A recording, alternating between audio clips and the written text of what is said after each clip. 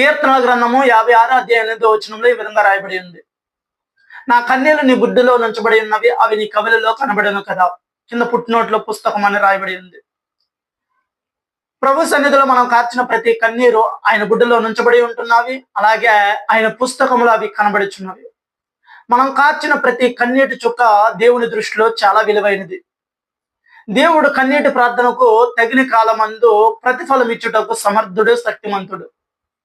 మనం బైబిల్ గ్రంథంలో మనం చూసినట్లయితే హెబ్రీయులకు రాసిన పత్రిక 5వ అధ్యాయం 7వ వచనంలో ఆయన శరీరధారి అయి ఉన్న దినములలో మహారోదనతోనూ కన్నీళ్లతోనూ తన్ను మరణం నుండి రక్షింపగలవానికి ప్రార్థనలను యాచనలను సమర్పించి భయభక్తులు కలిగి ఉన్నందున ఆయన అంగీకరింపబడేను అని రాయబడి ఉంది. మన ప్రభువైన యేసుక్రీస్తు వారు కన్నీళ్లతోనూ ఆయన జీవితం కొనసాగించినట్లుగా మనం చూడగలము. యోహాను సువార్త 11వ అధ్యాయము 35వ వచనంలో కూడా ఆయన కన్నీరు విడిచెను అని రాయబడి ఉంది. మన ప్రభువైన యేసుక్రీస్తు వారు ఆయన పరిచర్యలో కన్నీళ్లతో ప్రారంభమై కన్నీళ్లతోనే ముగించినట్లుగా మనం చూడగలం.